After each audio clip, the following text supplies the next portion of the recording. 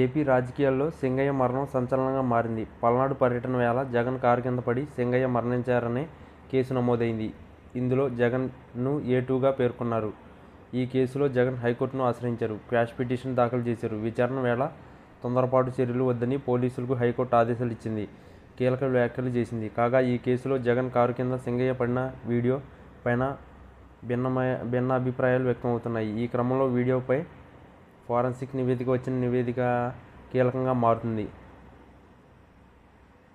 జగన్ పల్నాడు పర్యటన వేళ ఆయన కారు కింద సింగయ్య పడినట్లుగా వీడియో పెద్ద ఎత్తున వైరల్ అయింది. ఈ వీడియో పైన వైసీపీ నేతలు అభ్యంతరం వ్యక్తం చేశారు. కాగా ఈ కేసులో జగన్ను ఏ2గా చేర్చారు. జగన్ ఈ కేసులో దాఖలు చేసిన క్వాష్ పిటిషన్ పై హైకోర్టులో విచారణ జరిగింది. ఈ సమయంలో హైకోర్టు కీలక వ్యాఖ్యలు చేసింది.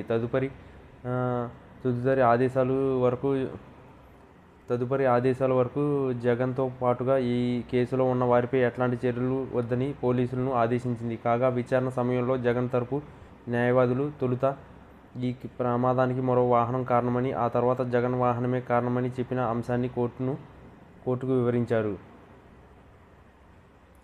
కాగా ప్రభుత్వ న్యాయవాదులు జగన్ పర్యటనపై ఆకాంక్షలు ఉన్నా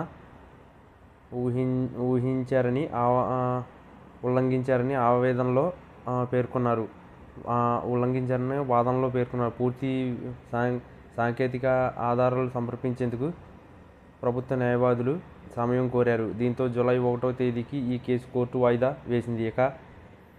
ఇటు ఈ కేసు విచారణ చేస్తున్న పోలీసులు కారు ఢీ కొట్టిన వీడియోను, పోలీసులు డ్రోన్ కెమెరా ద్వారా తీసిన వీడియో ఫుటేజీలను ఫోరెన్సిక్ ల్యాబ్కు పంపారు. ఆ వీడియో చిత్రీకరించిన సెల్ ఫోన్ ఐడి, ఫోన్ ఉన్న లొకేషన్ సహా గుర్తించి అది ఒరిజినల్దేనని ఫోరెన్సిక్ అధికారులు నివేదిక ఇచ్చినట్లు సమాచారం. మరోవైపు నిబంధనల ప్రకారం ఇప్పటికే పోలీసులు జగన్ కారుకు ఫిట్నెస్ పరీక్షలు జరిపించారు.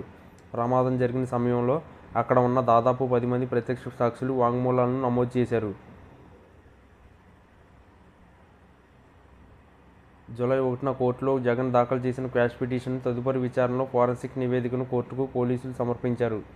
కారు డ్రైవర్ రమణారెడ్డితో పాటు జగన్, వైవి సుబ్బారెడ్డి, పేర్ని నాని, విడుదల రజని తదితరులు నిందితులుగా పేర్కొంటూ గుంటూరు జిల్లా నల్లపాడు పోలీసులు ఇప్పటికే కేసు నమోదు చేశారు. కాగా ప్రధాన నిందితుడు AR constable Jagan car driver Ramana Reddy విచారణకు సహకరించలేదని తెలుస్తుంది. కారు చక్రం కింద వ్యక్తి పడిన విషయం తనకు కనిపించలేదని చెప్పినట్లు సమాచారం. దీంతో ఇప్పుడు ఫోరెన్సిక్ నివేదిక విచారణ వేళ కోర్టు తీసుకునే నిర్ణయం పైన ఉత్కంఠత కొనసాగుతుంది.